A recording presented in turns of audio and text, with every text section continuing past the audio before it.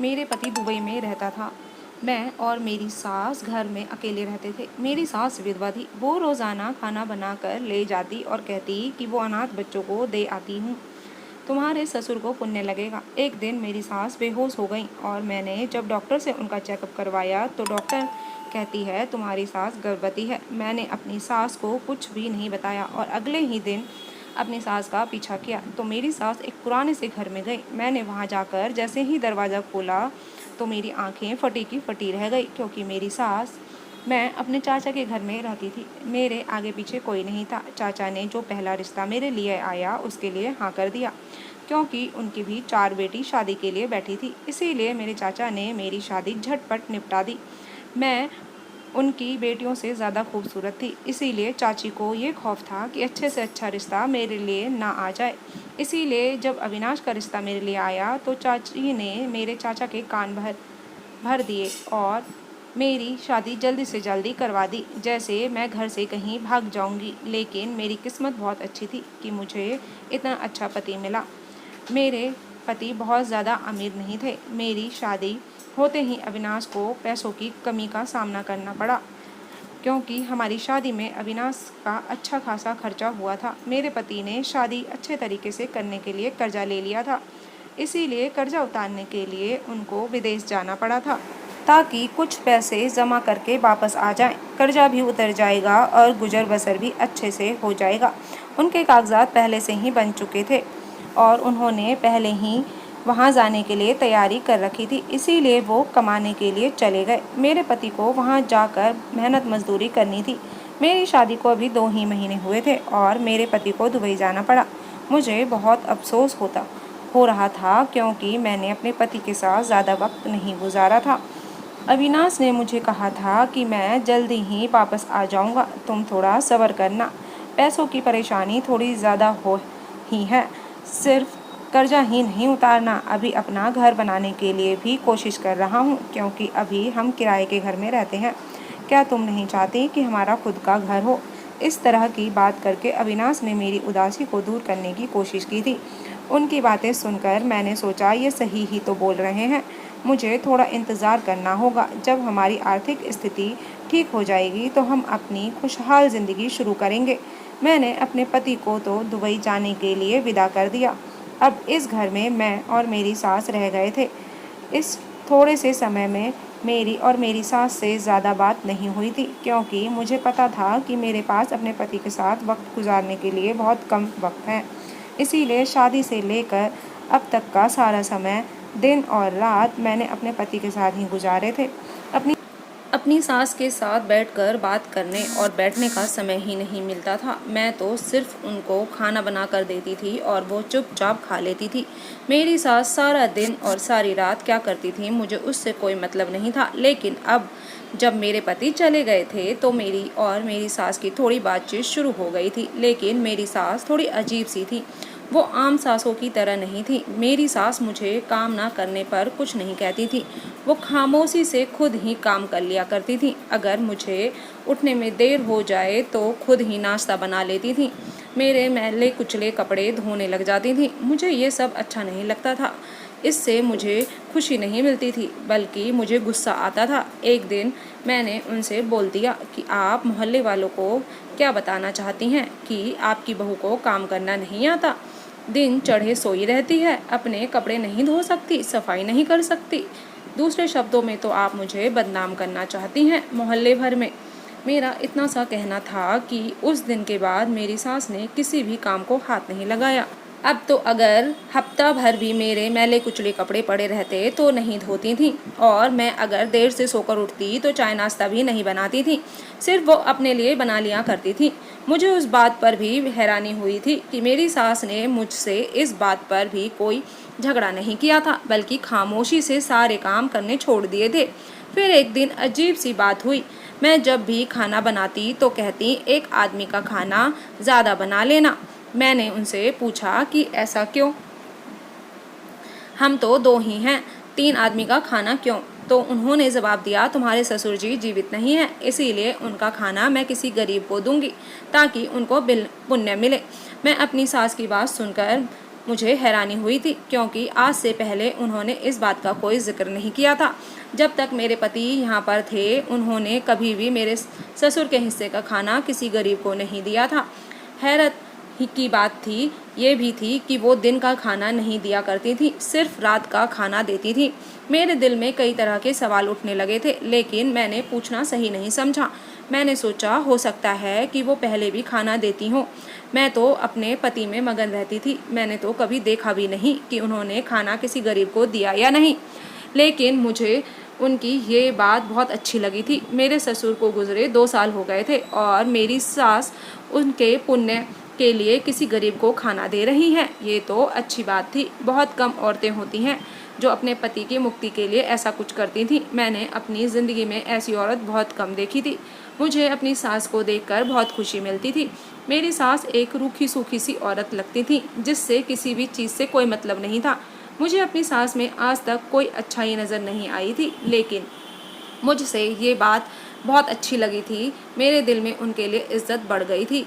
ऐसा इसलिए भी था कि मेरी नई नई शादी हुई थी और मैं अपने पति को बहुत याद करती थी। मैं अपनी सास की तकलीफ़ को महसूस कर सकती थी। मैं सोचती थी कि मेरे पति तो मजबूरन देश से बाहर गए हैं। जब मैं इतना याद करती हूँ तो मेरा ये हाल है। हालांकि मुझे मालूम है कि वो वापस आएंगे, लेकिन यहाँ तो मेरे ससुर दुनिया से ही चले गए थे। उनके आने की भी कोई उम्मीद नहीं थी। ये सब सोचकर मुझे मेरी सास का दर्द समझ आता था। मैं अपनी सास की हमदर्द बनती चली गई। अब मुझे वो हर औरत जिससे अपने पति से मोहब्बत हो वो मुझे अच्छी लगने लगी थी।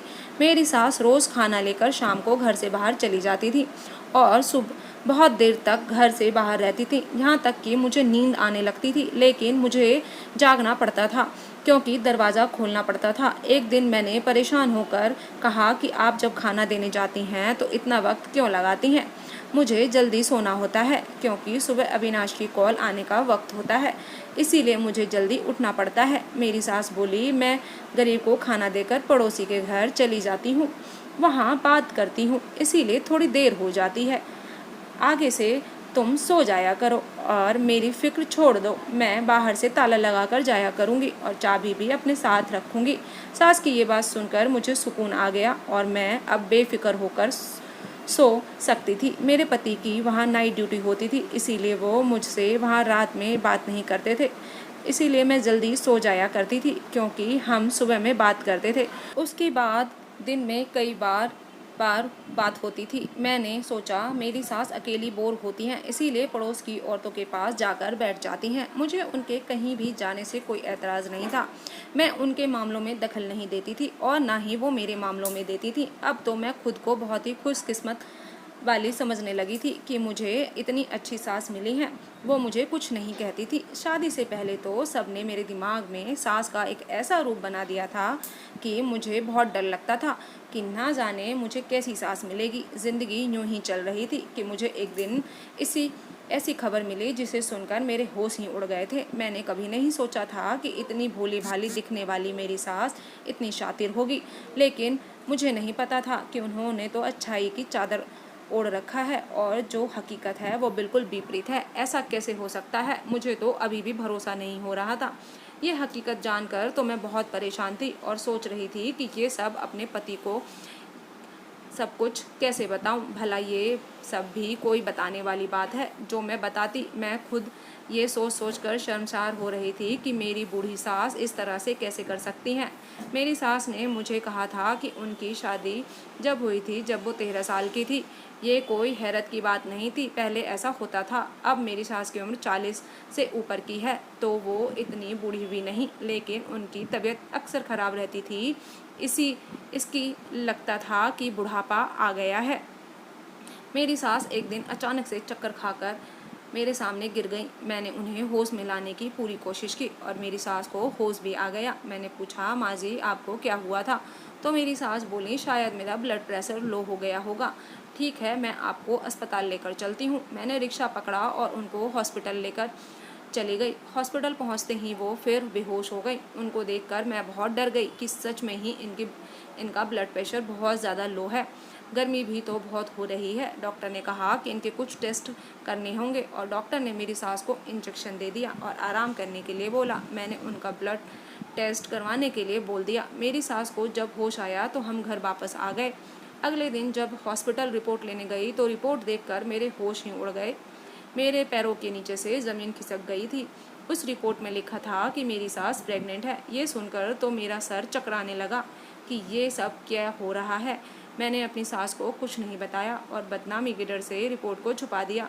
मेरी सास की तबीयत पहले ही खराब थी, फिर भी वो खाना देने जाती थी। मुझे गुस्सा आ रहा था कि किस तरह की औरत है। मैंने सोचा सच का पता लगाना ही पड़ेगा। हो सकता हो कि ये खाना देने के बहाने अपने आशिक से मिलती हो, तभी इनको इतना समय लगता है। अब मुझे पता लगाना पड़ेगा कि मेरी सास रात को खाना लेकर कहाँ जाती हैं। मुझे सबूत इकट्ठा करने पड़ेंगे, तभी मैं अपने पति को सारी सच्चाई बता सकती हूँ। मैंने उनकी माँ कितनी अजीब हरकतें कर रही हैं। बुढ़ापे में किसी के साथ उनके संबंध हैं। मैंने आज अपनी सास का पीछा करने की ठान ली थी, लेकिन मुझे याद आया कि मेरी सास तो बाहर से ताला लगा कर जाती हैं, क्योंकि मैंने ही उन्हें कहा था कि मुझे जल्दी नींद आ जाती है। मैंने अपनी सास से जाकर कहा कि आज से आप बाहर से ताला लगा कर ना जाया करें। मुझे डर लगता है कि अगर घर में आग वगैरह लग गई तो मैं बाहर कैसे निकलूँगी। मेरी ये बात सुनकर मेरी सास का रंग फीका पड़ गया था।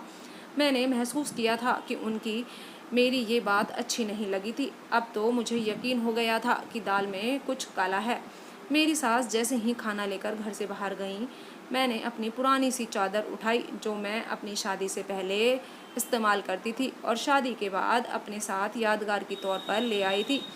इस चादर का इस्तेमाल इसलिए किया था क्योंकि मेरी सास मुझे पहचान ना सके। मैं उनका पीछा कर रही थी।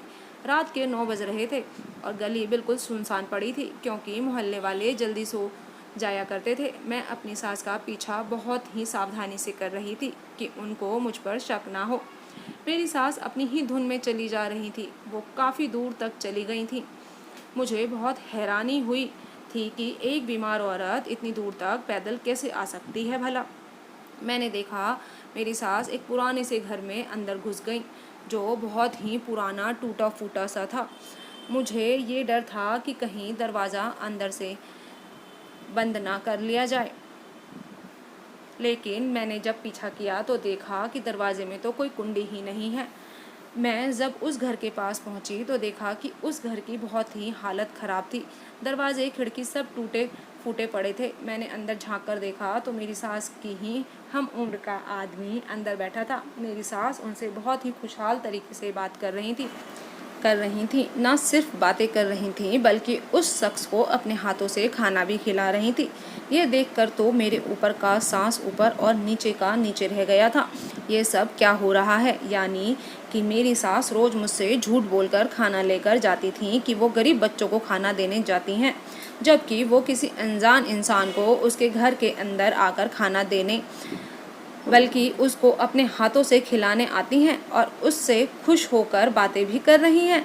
इसीलिए उन्हें काफ़ी वक्त लगता था और मैं जब पूछती थी तो बोलती थी कि मोहल्ले की औरतों के साथ बैठती थी। मैंने आज तक उन सब बातों पर ध्यान देना तो दूर की बात, कभी अपनी सास पर शक भी नहीं किया था और मैं उनको एक अच्छी औरत समझती रही। मेरी सास उस इंसान से खुश होकर बातें ही नहीं, कुछ आगे ही निकल चुकी थी, तभी तो वो प्रेग्नेंट थी। अब मुझे यकीन हो चुका था कि मेरी सास का इस इंसान के साथ कोई तो चक्कर ज़रूर है। इसी इंसान की वजह से वो खाना देने के बहाने यहाँ आती थी। अब ये आदमी कौन है मैं नहीं जानती थी। एक बार तो मन किया कि उन दोनों के सामने जाकर दोनों को भला बुरा सुनाऊं। फिर मुझे ख्याल आया कि वो दोनों मुझे नुकसान ना पहुंचा दें और मैं जल्दी जल्दी में अपना घर खुला छोड़ आई थी, कहीं मेरे घर में चोरी ना हो जाए। मैं तुरंत वापस चली गई क्योंकि घर में मेरे जेवर और कीमती सामान रखे थे। मैं सोच कर पागल हो रही थी कि मैंने आज फैसला कर लिया था कि मेरी सास घर आएगी तो मैं उनके सामने सब कुछ बोल दूंगी जो मेरे दिल में है। वहाँ तो मैंने उस अनजान इंसान के सामने कुछ नहीं कहा, लेकिन घर में तो मैं बोल ही बोल ही सकती हूँ। जैसे ही मेरी सास वापस आई तो मुझे जागता हुआ देखकर चौंक सी गई और बोली, तुम अभी तक सोई नहीं? मुझे गुस्सा आ रहा था और मैंने गुस्से में बोला, जिसकी सास इतनी बदकिरदार हो वो सो कैसे सकती है? मेरी सास मुझे हैरानी से देखने लगी। मैंने कहा, आप मुझे ऐसे ना देखें, आज मुझे सच्चाई का पता चल गया है कि आप खाना देने के बहाने कहाँ जाती हैं, किससे मिलती हैं, आपकी कोख में किसका बच्चा पल रहा है। मेरी सास बोली, तुम ऐसे ये सब क्या बोल रही हो? मैंने उनकी मेडिकल रिपोर्ट उनके सामने गुस्से से फेंकी और बोली, मैं ये सब बिना वजह के नहीं बोल रही हूँ। ये आपकी मेडिकल रिपोर्ट है जिसमें साफ साफ लिखा है कि आप माँ बनने वाली हैं और मैं वो भी देख कर आई हूँ कि आपके अंदर किसका पाप पल रहा है। मेरी सास उस रिपोर्ट को उठाकर उसको पढ़ने लगी और बोली, ये रिपोर्ट गलत है, ऐसी कोई बात नहीं है। मैंने कहा, चलो मान भी लूँ कि रिपोर्ट गलत है, तो वो इंसान कौन है जिसे आप मिलने जाती हैं? आपको अंदाज़ा भी है कि आपने अपने बेटे की इज्जत को मिट्टी में मिला दिया। क्या मुंह दिखाएंगे वो दुनिया को कि उनकी माँ, जिसने अभी अभी बुढ़ापे की दहलीज पर कदम रखा है, वो किसी के बच्चे की माँ बनने वाली है? अगर दुनिया वाले उनसे सवाल पूछेंगे कि उनकी माँ किसके बच्चे की माँ बनने वाली है, तो वो क्या जवाब देंगे? वो तो दुनिया को मुंह दिखाने लायक ही नहीं रहेंगे। मैंने अपने दिल का सारा भड़ास अपनी सास पर निकाल दिया। तो मेरी सास बोली, तुम गलत समझ रही हो, वो तो मेरा भाई है, उसे किसी ने गलत केस में फंसा दिया है, इसीलिए वो पुलिस से छुपकर इस घर में बैठा है और मैं उसे खाना देने जाती हूँ। मैंने तुमसे मजबूरी में झूठ बोला कि तुम क्या सोचोगी कि मैं कहाँ जाती हूँ, इसीलिए मैंने पुण्य वाली बात तुमसे कही थी। मेरी सास झूठ पर झूठ बोले जा रही थी। मैंने कहा, आप इतना झूठ मत बोलिए, ये रिपोर्ट बिल्कुल सच्ची है, वो आदमी आपका भाई नहीं। जब किसी की चोरी पकड़ी जाती है तो सब दुनिया के सामने भाई बहन बन जाते हैं। बहुत बहस के बाद हम दोनों सोने चले गए, लेकिन मेरी सास बस एक ही बात बार बार बोल रही थी कि ऐसा कुछ नहीं है, वो मेरा भाई है, ये रिपोर्ट गलत है। मैंने गुस्से में ना जाने क्या क्या बोल दिया। सुबह हुई तो हम दोनों बात नहीं कर रहे थे। इतने में मेरे फ़ोन पर एक कॉल आया और उस कॉल पर बात करके तो मेरे सर पर आसमान टूट पड़ा था और मैंने हैरत से अपनी सास की तरफ देखा। मेरे हाथ से मोबाइल छूट चुका था। मेरी सास हैरत से मेरी तरफ देखा और बोली, क्या बात है, किसका फ़ोन है? मेरा बेटा तो ठीक है ना? बताओ, तुम इतनी परेशान क्यों हो गई? फ़ोन सुनने के बाद बताओ मुझे किसका फ़ोन था। मैंने अपनी सास से कुछ नहीं कहा और अपने कमरे में आ गई और ख़ुद को कमरे में बंद करके फूट फूट कर रोने लगी। मेरी सास दरवाज़ा पीट रही थी, बार बार पूछ रही थी, किसका फ़ोन है, क्यों रो रही हो? वो यकीनन बहुत परेशान हो रही थी, लेकिन मैं अपनी सास को क्या बताती कि फ़ोन वहाँ से आया था जहाँ मैंने अपनी सास का टेस्ट करवाया था। लैब वाला इंसान बोल रहा था कि नाम एक होने की वजह से रिपोर्ट बदल गई है। जो रिपोर्ट आपके पास है वो किसी नए शादीशुदा जोड़े का है, जो कि गलती से आपकी सास के ही नाम की महिला है। आपकी सास की रिपोर्ट किसी और के पास चली गई थी, आपकी रिपोर्ट वापस आ गई है और आप वो रिपोर्ट मुझे देकर अपनी रिपोर्ट ले जाएं। इस रिपोर्ट के मुताबिक आपकी सास को फेफड़ों का कैंसर है। अब मैं अपनी सास को क्या बताती कि मैं जो उनके किरदार पर उंगली उठा रही थी, उनके पास तो समय ही कम है। मैं किस मुंह से उनसे माफ़ी मांगती? आखिर मैंने दरवाज़ा खोल दिया और अपने सास के गले लगकर फूट फूट कर रोने लगी। उसको सारी हकीकत बता दी। उस दिन के बाद मेरी सास बहुत बीमार रहने लगी थी और हर वक्त मेरी सास की निगाहों में मेरे लिए शिकायत रहता था। वो इंसान सच में मेरी सास का भाई था जो पुलिस से छुप रहा था। एक छोटी सी गलतफहमी ने मेरा सब कुछ बिगाड़ कर रख दिया। मेरी सास कुछ महीने बाद ही इस दुनिया से चली गई क्योंकि उनको कैंसर था। मैं खुद को कभी माफ़ नहीं कर पाऊंगी क्योंकि मुझे अपनी सास की बात को गंभीरता से सुनना चाहिए था, उनकी बात को समझना चाहिए था। एक बार लैब वालों से रिपोर्ट को दोबारा चेक करवाने के लिए तो बोलना चाहिए था, बजाय इन सब कामों को करने के। मैंने तो अपनी आंखों को बंद करके किसी और चीज़ पर ही भरोसा कर लिया। काश मैंने उस दिन एक पल के लिए ये सोचा होता कि ये रिपोर्ट गलत भी हो सकती है। मुझे लैब वालों से बात करनी चाहिए थी, डॉक्टर से सलाह लेनी चाहिए थी। मैंने अपनी ज़िंदगी की सबसे बड़ी गलती की थी जिसका बोझ मुझे हमेशा उठाना पड़ेगा। तो दोस्तों, आज की कहानी आपको कैसी लगी बताइएगा। ये बात हकीकत है कि जब तक हम पूरी बात नहीं जानते कोई भी नतीजा नहीं निकालना चाहिए। तो आप बताइएगा आपकी क्या राय है। अगर चैनल पे आप न्यू हैं तो सब्सक्राइब कर लीजिएगा, पुराने हैं तो वीडियो पूरा देखने के लिए धन्यवाद। फिर मिलती हूँ आपको एक नई कहानी के साथ। प्लीज़ वीडियो को फैमिली एंड फ्रेंड्स के साथ शेयर करा करें।